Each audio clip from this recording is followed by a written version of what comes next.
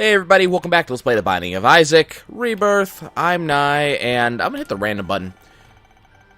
Not doing all that good recently. We're gonna play apparently as Samson, where we need a negative run and a speed run. Neat.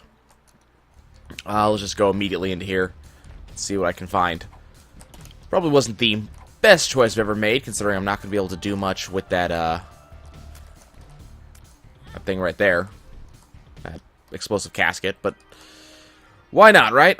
Okay, how much health does Stamp start with? It's 4, right? Or not, sorry, not 4, it's 2. So I should have 1 heart left, something like that. Okay, so we're nearing the end, I think, of the Isaac series. Should be at least a little bit close to the end. Still gonna depend on, you know, what the expansion entails and all that jazz, but I think, overall, I was so hoping I'd be able to get through that without taking damage. But yeah, we're getting a little bit to the end. It's been a fun game. I've been enjoying it. But you know, having finally, after much trials and tribulation, gotten to the end, gotten True Platinum God, through no real, ability of my own. I think it's about time that I stop this nonsense and we move on to something else. Wow, I really wish I could get to that stuff. That's not going to happen. Okay, let's explore. Okay. None of that. Speaking of stopping this. Oh, come on. Give me stuff I can do. Speaking of stopping this nonsense. Work has been a lot of fun recently, but there's times with people at work when I gotta sit here wondering, what exactly are you thinking? As I've mentioned many times before, I work in retail and I work with video games. And I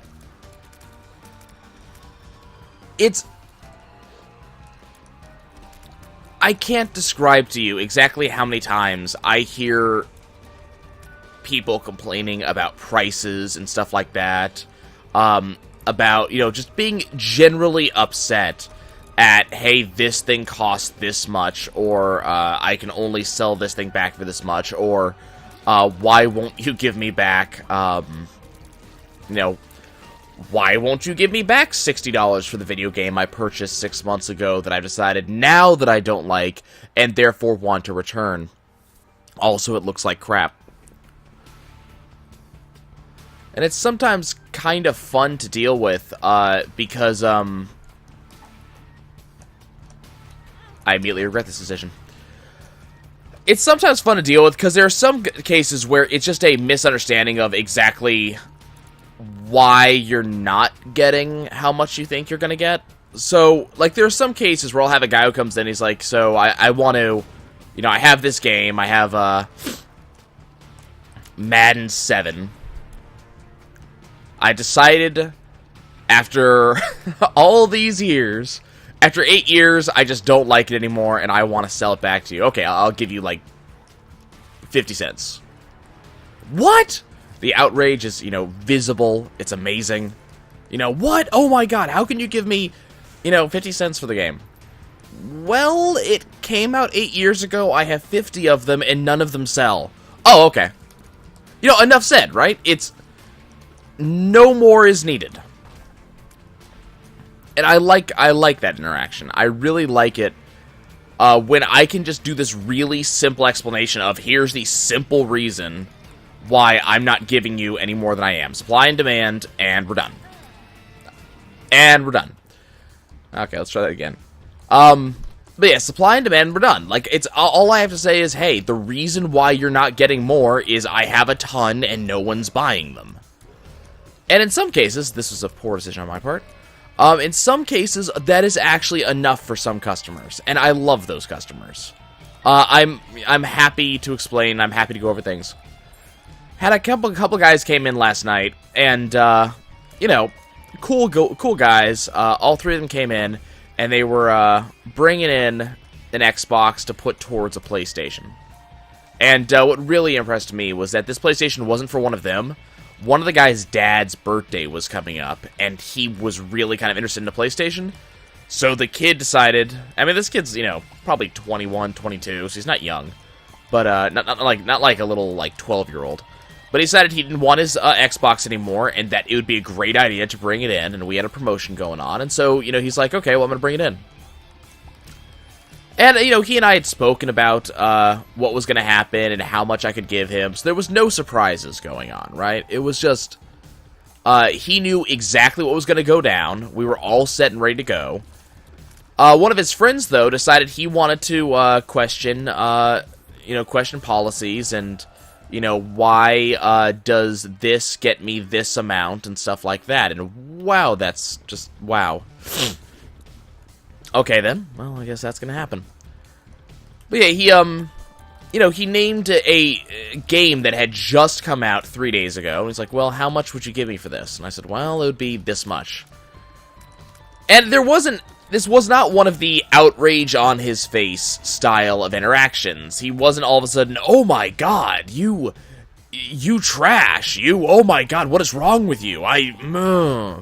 Didn't have that. But he did what I guess you could expect any reasonable customer would do and ask me why that much? Because, you know, it's not as much as you're paying for it, obviously. You do lose money on it. And he was bringing up the idea of he buys this brand new game and within a day returns or tries to bring it back. And, you know, there's things that we can do in that case. I even did one today of a guy who bought this new game, didn't like it, and I made the exception, and, you know, he lost like $3 on the deal or something like that. So, whatever. He was fine with it because I didn't cost him money, and he got to get another game.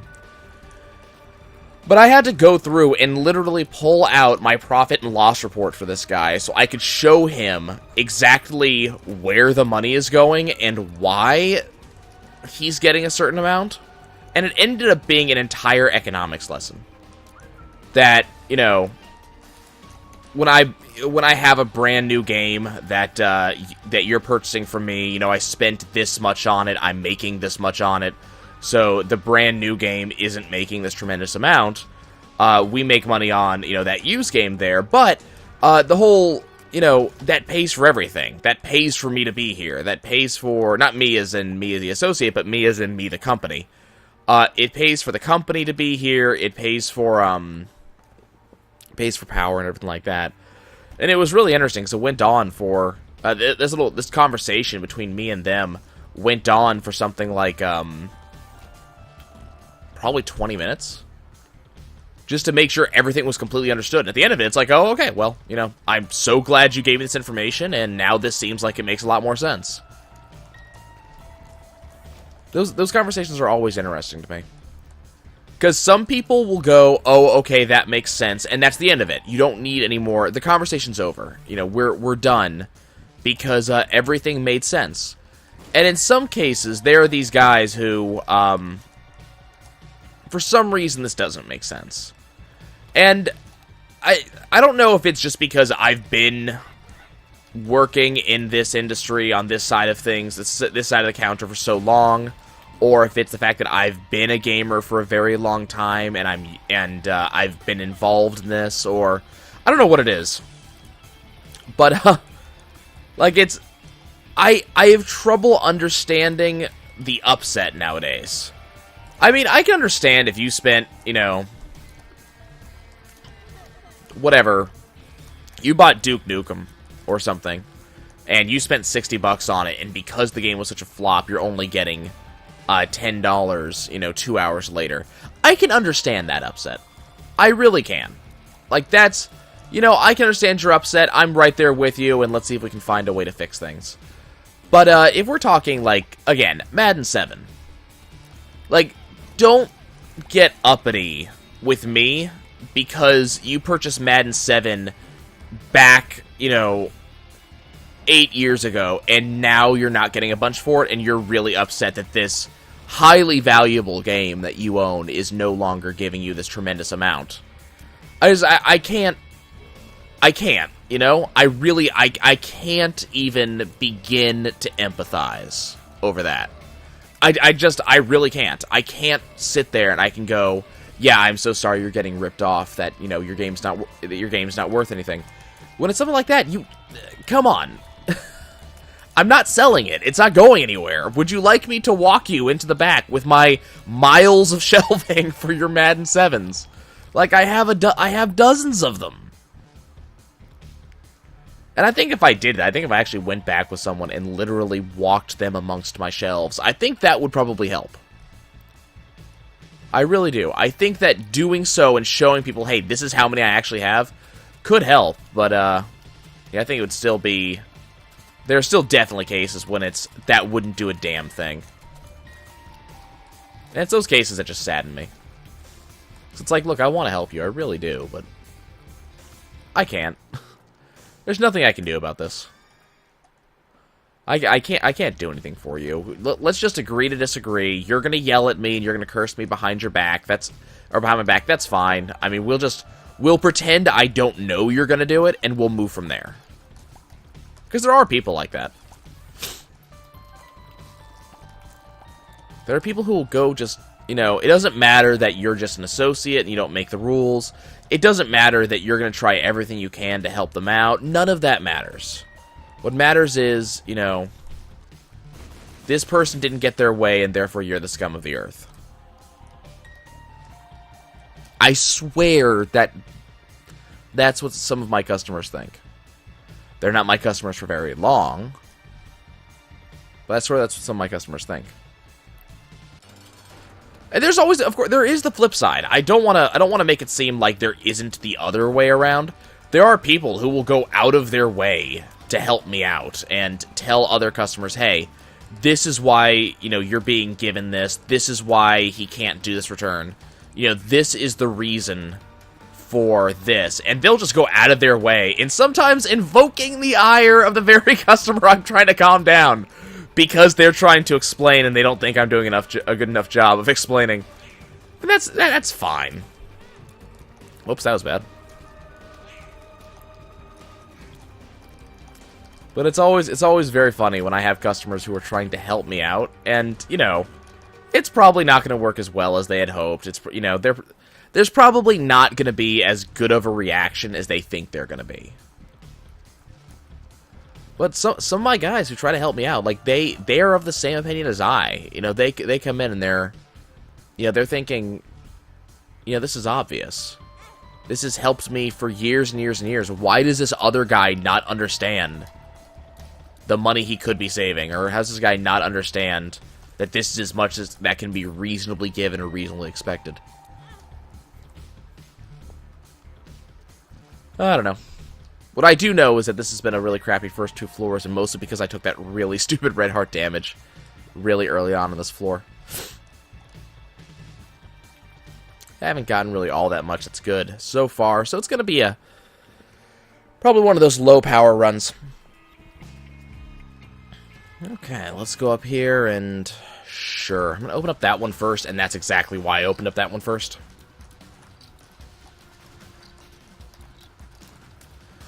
So at this point, I think one of the things that I'm trying to figure out is exactly what I want to play next.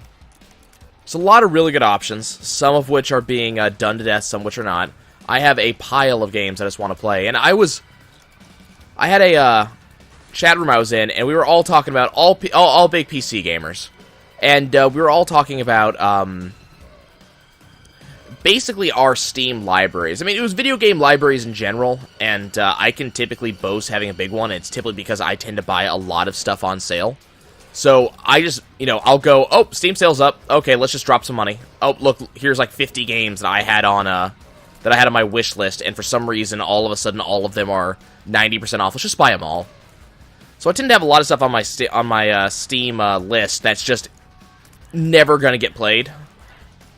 It's actually kind of funny. I keep on going through and I'm like, well, I have the Blackwell Legacy that was on some Humble Bundle a couple of years ago. It's probably never going to get played. And there's the stuff that I want to play that I just don't have the time for, like all the remaining Sam & Max games that I have yet to finish. Bunch of really fantastic games, and there's no...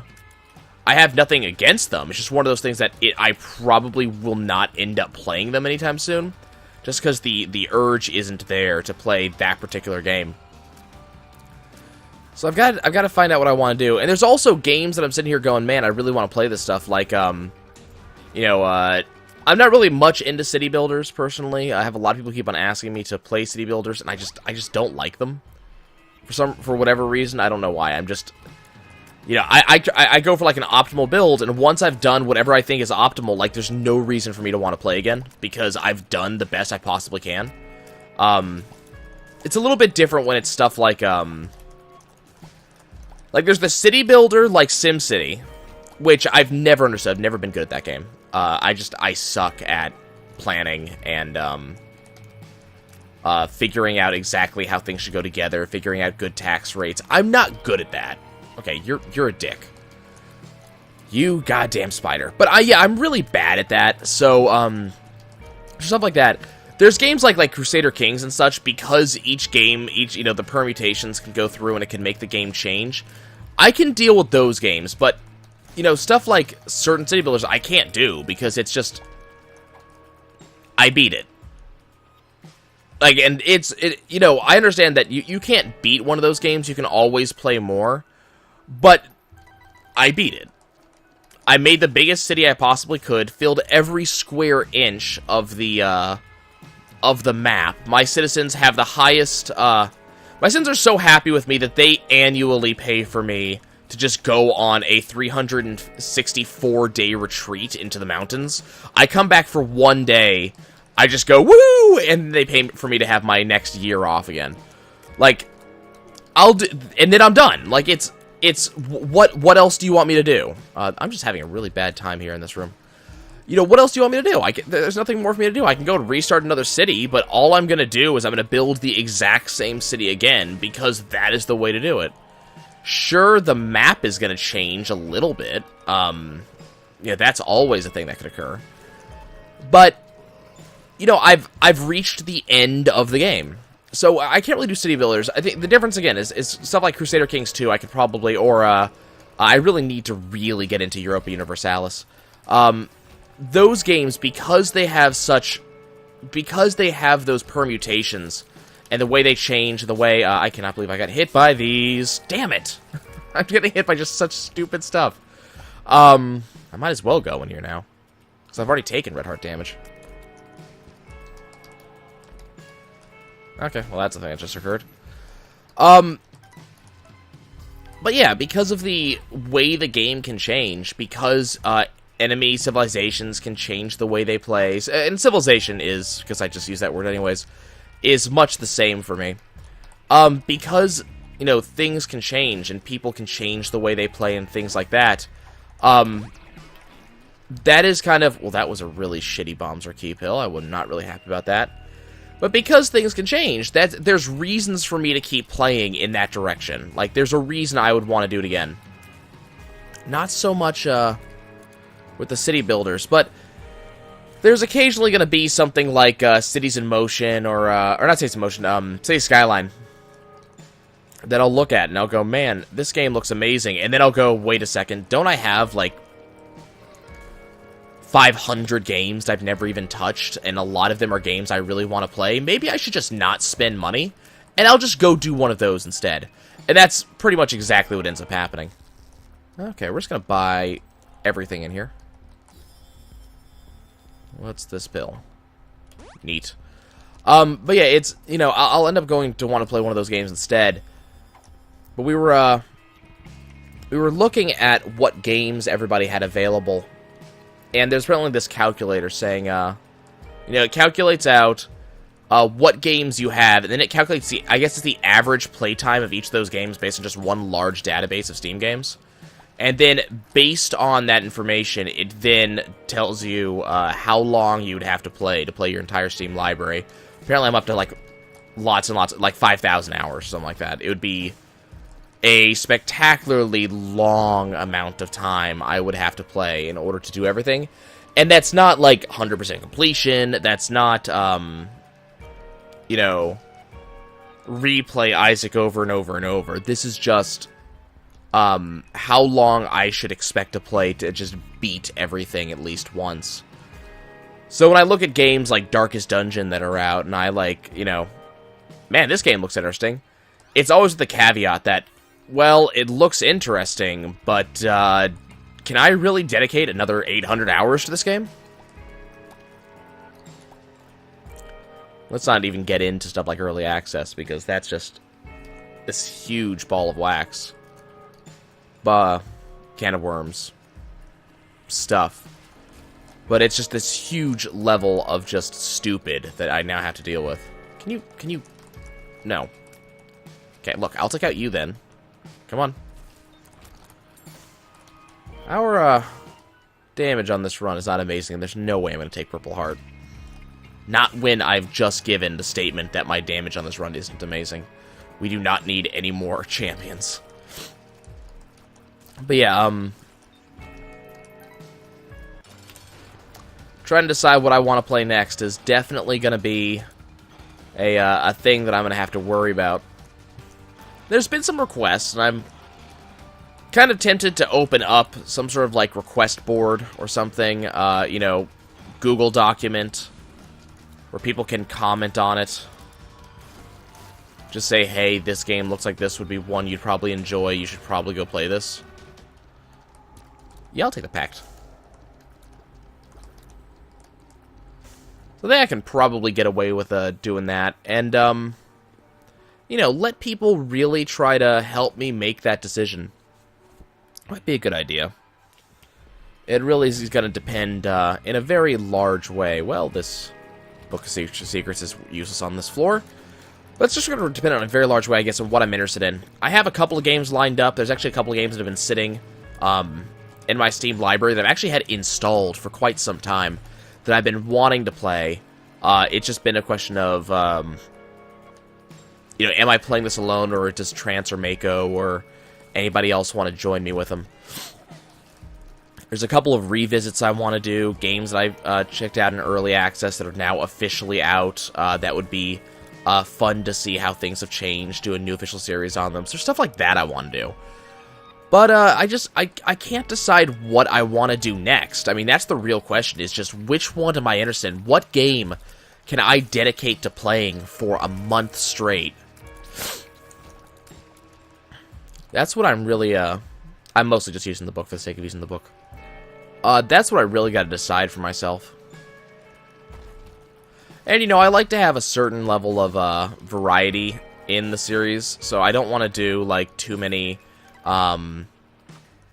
RPGs in a row. I don't want to do too many simulators, too many roguelikes all in one row.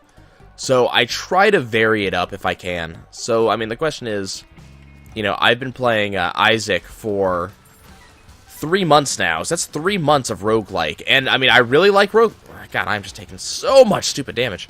I really like roguelikes, so, you know, I really have an incentive to go and find something like Darkest Dungeon, like, I'd probably skip Wizard's Lizard or something like that. Just because those are just kind of straight, roguelikes as opposed to having some really big change. Oh, come on. You and your stupid knockback. So I'd probably go into some other direction, but I don't know. I don't know what I want to play. Everything is terrible. Too many choices. You need to not give me... God damn it. You need to not give me so many choices. Because it just... Then I can never figure out what I want to do. And the other thing is just there's new games coming out on a fairly constant basis that I have to really decide on. And say, hey, you know, are any of these stuff that I actually care about? Do I want to play any of this? Or should I just... You know, should I work on the old stuff? That is a pretty continuous question for me. There's a lot of really good older games I never covered on the channel. Some of which I've always been meaning to, and I just never got around to doing it. So the other, I guess, you know, part of the question is, do I want to cover those instead? Would those be good options? And almost universally, the answer is yes. Just a question of, do I actually want to do it or not?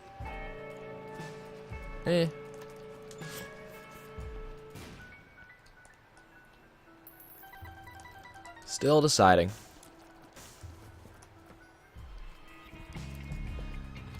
I mean, this is also one of those times where I can say, like, don't even get me started on, you know, non-PC games that I have available. I'm tempted to, you know, tempt Nintendo's ire with something like Earthbound or, you know, a quick go-through of Hyrule Warriors just for fun or something like that.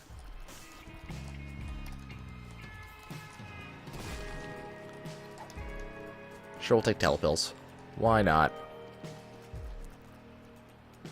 I'll use a bomb for that. That could be good.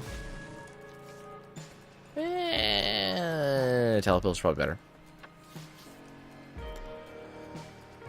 But yeah, it's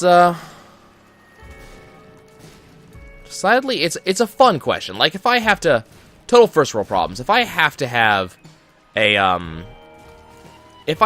problem with this channel, I think that which game do I want to play next is probably a really good problem to have. I don't think there's anything bad about having that particular problem. I think there's anything bad about having this particular set of luck in this run. But it's not a bad problem to have, just a question, you know? It's the question for me.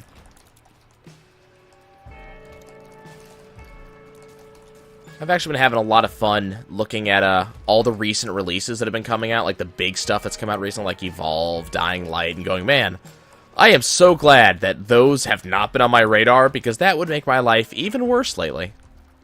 That would be terrible. I think we're going to go ahead and take the blue candle here. And that's Hematemesis, so I don't want that. I think blue candle should be a good selection, though. Apparently I just found the other, the top secret room.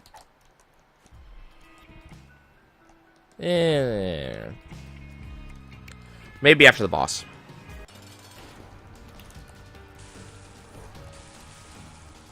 Mega Moss shouldn't be too much of an issue, and he's dead. Speed up. We did take a lot of red heart damage on this floor, so I'm not really surprised that we didn't get a deal with the devil there. Hopefully we'll get another one in the near future. Just see if we can get ourselves a little bit of something. I don't really want the tick. Just more blue hearts. That's really all I want. And we're not getting one. Okay, out we go.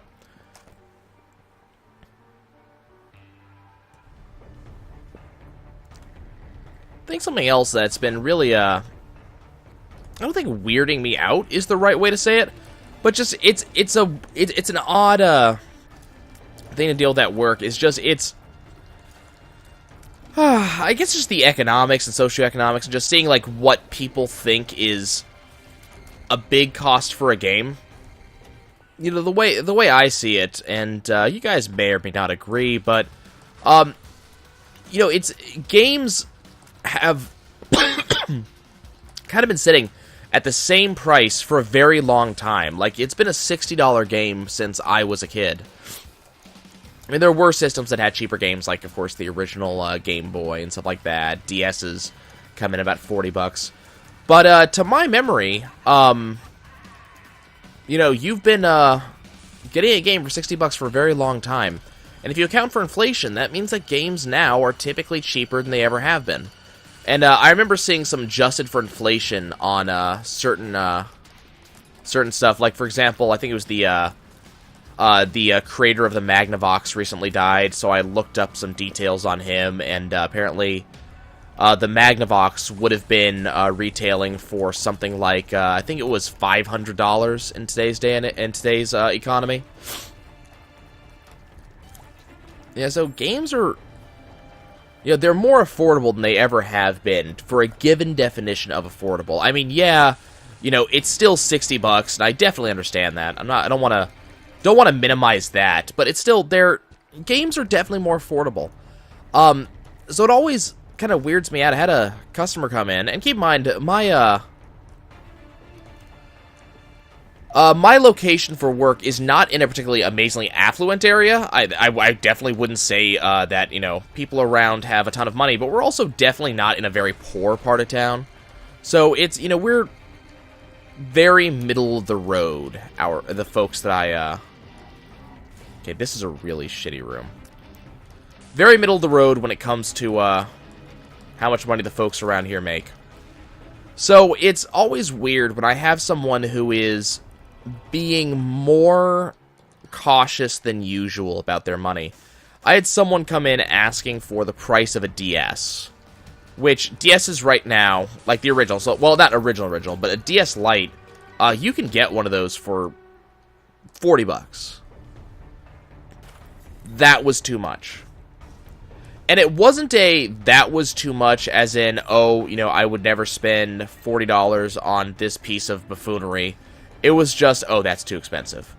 And I was sitting there going, like, fine, it's too expensive, but the woman seemed a little bit upset that it was so expensive, that it wasn't cheaper than that. And I was thinking to myself, ma'am, what did you expect? Like, this is a high-tech piece of machinery. It's like going into Sprint and getting upset that a phone costs $200. I mean, you know, the thing that you're asking for is freaking expensive. It takes a while to make. The cost of parts is fairly high because of what they do. I mean,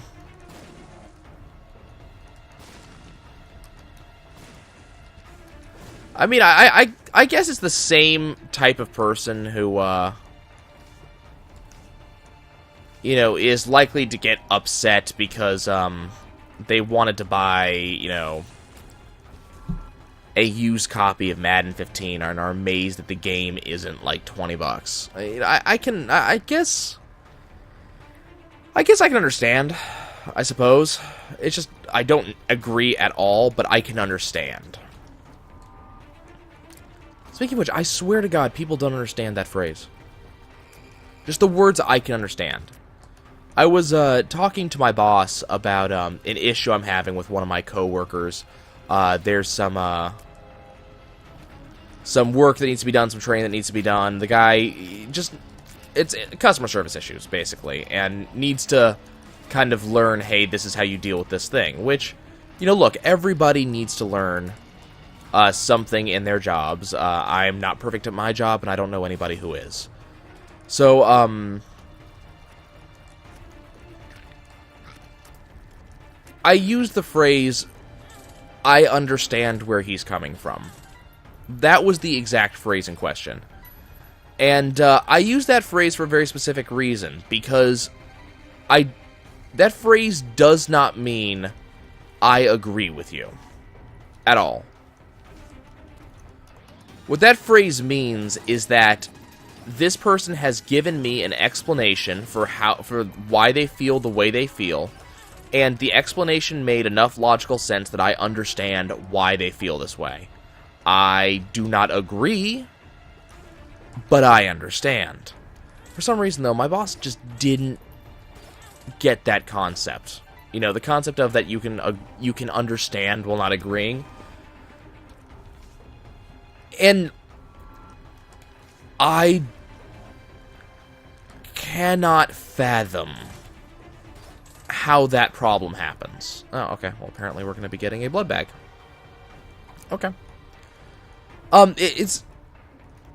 Look, one of the things that we have to do at my job is we take training. And one of the trainings that's recently come up has been a manager-specific training to teach you how to communicate better. Because communication is a very important thing in a sales job, being able to talk to customers and your associates. Very, very important tool. You have to be able to communicate. If you can't communicate, you're not going to get anything done. That's just the long and short of it. You're not going to get anything done. So, one of the things you have to be able to do to communicate is you have to be able to understand where another person is coming from. And typically you'll see this characterized by, you know, repeating what a customer has... that was a really stupid plan on my part. I should have come in here first, which it's going to end up working out just fine, but still, I really should have come in first, then picked up Abaddon. For some reason, I thought it was Pentagram. Don't ask me how I made that mistake. But you have to be able to understand what someone has to say. If you don't understand, you're not helping. You're probably making more problems than you're solving. If I have to talk to this associate, and I have to tell him, hey, look, you know, you royally pissed off this person because you were kind of being a dipshit. You know, I need to be able to you know, hey, look, I need you to be able to tell me why were you being stupid. If I can't understand his reasonings, I don't have to agree with it. Oh, this is, yeah. If I can't understand his reasoning, I'm not going to be able to tell him, or to talk to him about how to fix it. Because we're just not going to... We're not going to be able to get on the same page.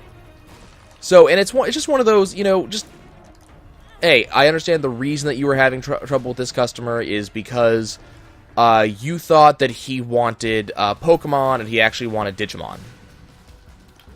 Okay. But, you know, okay, so I understand the reason you had problems with this customer is because you didn't listen to them. No, that's a bit different. This customer told the associate that he wanted that one game that had the small monsters. Okay, that could be Pokemon or Digimon. And only by talking to the associate and figuring out where he's coming from can you figure out, wow, just, oh, come on, you're gonna make me do this again? God, I'm just, the stupid damage that I have accrued on this floor. But only by just having that talk and, you know, getting that level of understanding are you ever going to figure out what's going on. So I just couldn't fathom how, when I say I can understand but do not agree, my boss doesn't get that. I don't know, am I just screwing this up somehow? Let's see, what's the... Or... Yeah, I kind of like that instead. If we're going to go with Ipecac, we're going to want to do it that way. But yeah, I just... It's just weird. The best I can really say of it. It is just weird when that sort of thing comes up, because I don't expect that sort of thing to come up. I don't, expect that I should have to explain the difference between understanding and agreeing. And apparently I have to. And I'll be honest, I don't like having to do that. I don't like that that's a necessity, that I have to talk to my boss, of all people. Someone who, you know, trains people and has to coach people and, you know, all that nonsense. You know, you'd think that this would be something that he would understand kind of natively. No. We're gonna check from in here if that's a secret room right there. Nope, okay. Maybe not understand natively, maybe that's the wrong way to put it, but... basically stuff things. Okay?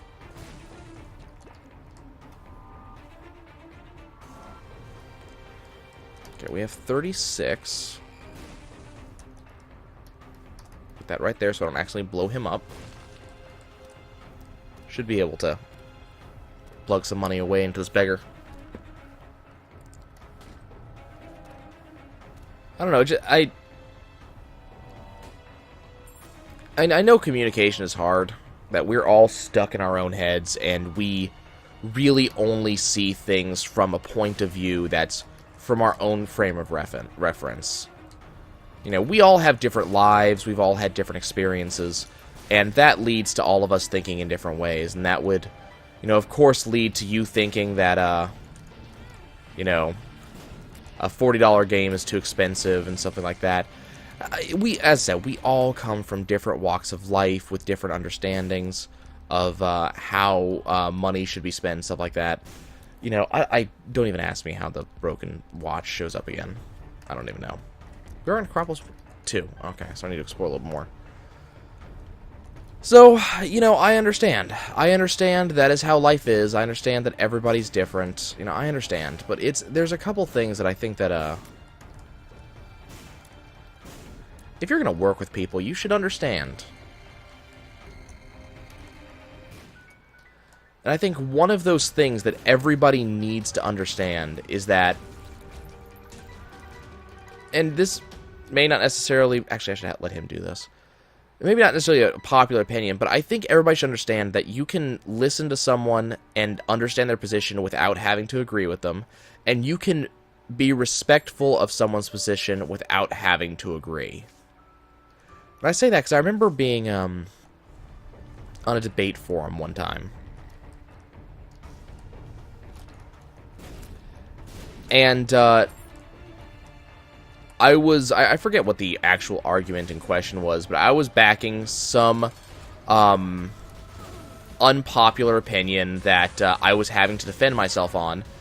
And my opposing debaters, I won't necessarily say opponents, because we were coming at it from different angles, but we all kind of had the same concept going on. We all kind of had the same feelings about what we were talking about. That's why I was really surprised when basically it was just this profound lack of respect coming off of other people. It was not quite, they weren't insulting me necessarily, but it wasn't far off insulting. And so I'm like, guys, I'm cool with you wanting to exchange words and all, but, we need to have a talk about, the lack of respect here. And the response blew my mind. Oh, I don't have to respect you. I don't have to respect your opinion. Wait, excuse me, what? No, you don't have to agree with my opinion. You need to respect it, because if you don't respect it, then you're not going to actually give me... You're just going to dismiss the opinion. You're not going to argue against it.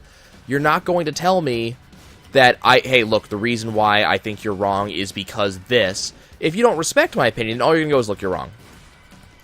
You're wrong. That end of argument. We don't need to argue anymore because I don't respect your opinion. Your opinion is not worth my time. And I can maybe agree that there are going to be some arguments that you can make that, I think there are some arguments you can make that are not worthy of respect. Like, personally, my feeling on that is that if you told me that we should, sterilize all people from some walk of life or some country or something like that, and they should not be allowed to breed, not going to respect that opinion. I think that's a really stupid opinion, and because I think it violates some basic core concepts of human decency. But if we're talking about... there was this discussion going on, oh, come on. There's this discussion going on, apparently, about the $20 bill. Some movements are believing that Andrew Jackson should no longer be on the $20 bill because he was not necessarily an amazing human being, and they think someone else should be on there.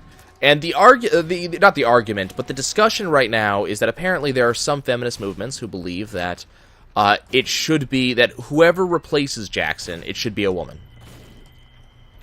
And that's it. Just that's the argument. And so the discussion is raging on stuff like, what is it that you have to do to be on the bill? What should the minimum requirements be? And some of the arguments that are being applied is stuff like, there are people saying that it should be a woman no matter what. And one of the counter arguments to that is that, well, no, the person who should be on the bill should be someone who has contributed greatly to the United States, and that if there is not a female candidate who can be who has better qualifications than a male candidate in regards to that, in regards to service to the United States, then it should be a male candidate on the bill. And the reason why they're saying that is because currently being tossed around are people like Harriet Tubman, Martin Luther King Jr., and so they were saying, well, if it's Rosa Parks, they're saying, well, if it's going to be one of those people, it should be one of the women. Why? Because ovaries. I wish I was joking, but that was one of the things that someone said. But it was, there were some people who were just dismissing the arguments of others in this discussion, and they're just like, no, you're wrong, and I'm not going to argue against you. I'm sorry, we're done. I don't understand that. I don't. I don't understand that particular viewpoint. That just, like, maybe someone can explain it to me, because, you know, I kind of understand there are some arguments that I can dismiss, and, you know, my response to that is, again, human decency. You know, I'm probably not going to support you if you're a neo-Nazi. I do apologize. But that is just not an argument or ideology that I can understand or support in any way. Okay. Let's go see what's down here. It's a box. Lovely. So that's, so I mean, I can understand the concept of this is a argument that you know, violates my core principles, and therefore I have no frame of reference in order to be able to understand, agree, anything like that. I can understand totally. I don't like it, and I'll be clear about that. I don't like it when that's what we're talking about. But I can understand the argument even if I don't like the argument. That's another thing. Just, I can understand where you're coming from in that case. But you know, when it's something like, you know, you just don't like the argument being applied, and that's why you're not arguing, then it's something I just can't fathom. Maybe someone can explain it to me. Maybe I'll be able to understand, because I like hearing arguments from other people that kind of explain viewpoints. I already went in here, right? Yeah. Man, I wish I had telepills or something. I believe that was a magician card up there. Because I kind of want to go in this curse room, but I know if I go in and there's nothing good in there, I'll die. This is a magician, right? Empress, okay. Yeah, I know I'll die in there, so I can't go in there, which really sucks, because, you know, could be something good in there.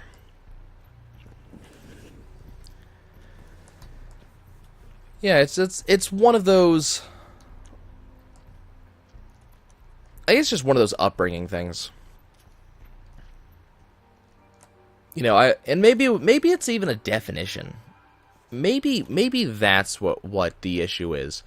Maybe it's the definition of respect. That to some people, respect means that you lend credence to the argument, and they're like, well, you know, the argument is that, totally helpful. Could have used that last floor. You know, maybe the argument here is that you should be able to run around naked, and I can't lend credence to that.